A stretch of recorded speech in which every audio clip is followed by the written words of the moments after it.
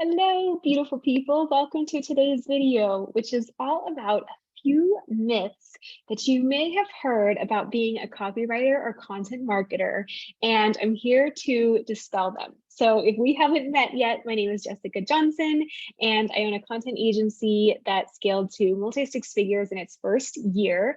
But prior to that, I was in corporate mentoring and hiring teams of writers for global brands. And so I have a lot to share about copywriting and content marketing and what I've learned, what can hopefully save you time, help you get there faster. And in particular for today, dispel a few myths that may keep you stuck or may hold you back when we really want you out there, right? Creating location freedom and schedule freedom and feeling more creatively fulfilled. So here you go. If you've heard these before, I heard them as well, and I want to share with you why they're absolutely not true and shouldn't hold you back, all right? The first myth about becoming a copywriter or content marketer is that you need a degree to do so. And while you absolutely can, if you feel called to, get a degree, if you want to invest, tens of thousands or a few hundred thousand potentially dollars in that, you absolutely can. However, it is not essential. And I know this because first at my agency, I trained writers who many came from different backgrounds, and marketing was a second career for them, or writing was a second career for them. And then as I started to mentor more writers and build my program Content Business Blueprint, I saw writers come all the time from other backgrounds and still go out and get clients and still go and get work. And not only that, but like use the background that they had almost to their advantage in the beginning, right? So for example, there's nurses who go and become these amazing, well-paid healthcare writers because they know the healthcare terminology so much more than just someone outside of that field, right? Or there's people in education or accounting or the financial industry or tech who then go and become writers in those specialties, and they're already ahead of the other writers, right? Or even proficient advanced writers because they know an industry so well that most people don't. So you can learn to write. Anyone can learn to write. I see it over and over again. I know it can feel intimidating, but it's a skill just like anything else. Like just like if you had a trainer at the gym, you could learn to do like bicep curls, right? Or if you had a cooking class or an art class, like you could learn a few techniques. Of course, some people will be naturally talented and it will come so easily to them. But it is a skill that anyone can learn regardless with the right mentorship. What mentorship does is it basically makes it so that instead of you just kind of being on your own, wondering what to change and why, you have someone come and say, hey, this is great, but if you change this little part, that would really make it work. Things like that. So the big takeaway here is you don't need a degree. Writing is a skill that anyone can learn. And I've seen it over and over again, both at an agency level and through mentoring other writers and seeing many of them start to go out and get their first clients even weeks into a program they're not even done with yet, right? So with the right mentorship, really anyone can learn it, and it's your choice whether you want it to be this 4-year college level, university level program, or you want it to be something where you can cut straight in and learn it in a matter of weeks or months, right? With the right intensity and training. So that's myth number one, is that you need a degree. You don't. You can get one, but you don't need one. You can also learn through online courses, articles, mentorship, whatever you want to do, and cut straight to it and start your dream so much sooner than 4 years from now. Another point I'll say on that, because I fell into this trap a lot when I was first starting my entrepreneurial journey, is like, I know it can feel safer to still have a few years of school before you actually start like the dream, right? And I think for me, it made me feel a lot of safety around credibility whenever I would go and get additional trainings on things. But you don't need to have some 4-year institution tell you that, right? Like you can also just go and learn the skills directly and build your expertise and build your writing samples and build a killer portfolio and go and get clients and get more experience that way, and kind of learn through the crash course of like actually like doing the thing and being out there.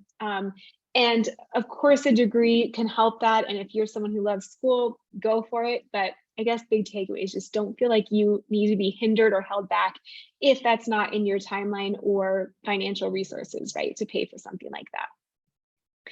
The second myth that I hear is that you can't make a good living being a content writer. And I kind of thought this at first. I thought maybe you'd make, not that these are bad livings, right? But just that you'd make a lot, maybe like a pennies on the word or something like that. I wasn't exactly sure how it all worked.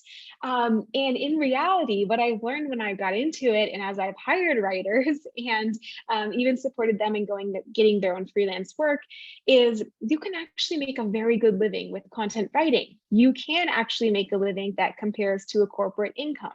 The reason that this all maps out financially is, let's say that you earn $50 an hour. $50 an hour times 40 hours of work per week times 50 weeks of work per year. So just like a standard work year, right? You get a few weeks off of vacation, that's 100K. So if you start building your confidence, building your experience, and getting up to $75 or $100 an hour, you're now looking at a multi-six-figure year. $100 an hour is a 200K year plus, right? And so that actually has the potential then to replace a corporate salary, right? And many of my students have been students in sales or in other very lucrative jobs where they saw a path out with copywriting when they maybe never would have thought that was possible. And I've heard people even, and this, like I said, was myself, like I've heard people say, oh, like, I would love to leave my job. I'd love to like be able to work from anywhere, to be able to own my own schedule. But I could never leave my like high paying job. It just is so, it pays so well in corporate America. And I wish I would have known that content writing was a path to replace or double or beyond, once you start building a team, if you want to, a corporate salary, right? And so just kind of busting that myth and letting you know there is actually quite a lot of potential there. You may need to learn like some additional content strategies and things like that. For example, for me, I found that a really good way to grow my business was to learn some content strategies in addition to just content writing. And that's why I teach that in my programs, because then you're not competing with every other writer out there. Suddenly you're able to offer strategy that most writers don't have. And so it makes sense that you would be worth a more premium rate, right? And that you could charge that and justify it because you offer that much more value to your brands and partners. So you can absolutely make six figures, busting the myth that you can't make a good living as a content writer, right? All right, myth number 3 is that you need 100 or dozens of clients to succeed. And I really, really want to break this one down for you, because this is a myth that held me back for a long time, where I had this perception that it would be really hard to fill with clients as a content writer. And what I've learned, and what someone shared with me, and I'm so grateful she did, so I want to pay it forward, is that if you just focus on getting clients with a lot of work or scaling your hours with them, right? So maybe instead of just a blog post, you're also adding on emails or social media or whatever else they may need. Even for clients with 10 hours a week of work is 40 hours a week, you're booked, right? Like that is the full work week, unless you really want to go more than that. And so remember, then you're hitting that six-figure territory or doubling that. So what I wish I would have known and would have been encouraged by from the start is that even a few clients is enough to really build a successful, profitable business. And in fact, it's actually a better way to build it, because then instead of keeping track of 100 different clients with different industries, different needs, different brand voices, different personalities, you are able to really do amazing work getting to know a few clients really well.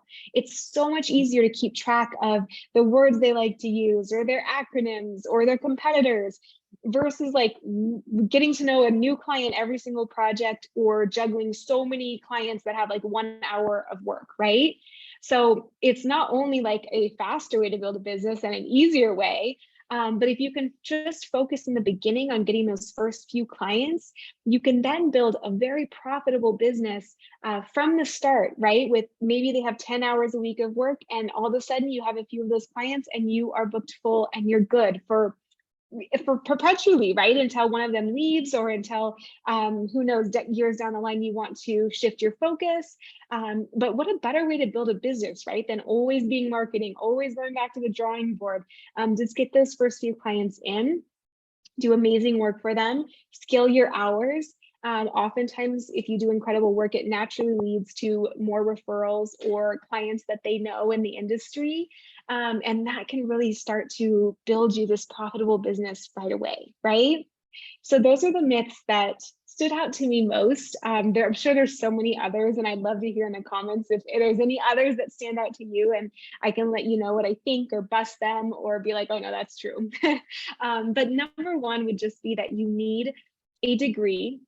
You can get one, but you don't need one. There's so many other ways to learn to write. And I truly, truly, truly deep down believe everyone can learn to write with the right mentorship. Number two, that you can't make a good living with content writing. I absolutely believe that you can. And the math shows that you can get to six figures, even charging $50 an hour. And let alone beyond that, or packaging your rates or building a team and really scaling from there. And then number three, that you need like dozens of clients or hundreds of clients to be successful. When rather, I think it's a much better business plan and much simpler for you and much faster if you really focus on getting just a few clients in the beginning and increasing your hours with them and becoming a true partner. And then you could be booked full with 4 clients, right? Like, or sometimes I hear students who are like, oh, someone approached me and they have 20 hours a week of work. You're basically booked full, right? Like you're halfway there unless you want to work part-time. So it's just, there's so many ways to do this, but those are a few of the myths that stood out the most to me. If you're looking for more resources, there's a free content writer starter kit below. You can also check out my program, Content Business Blueprint, or leave a comment below. I always love to hear from you and just know what would be most helpful in supporting you wherever you are at in this journey. So thanks for watching.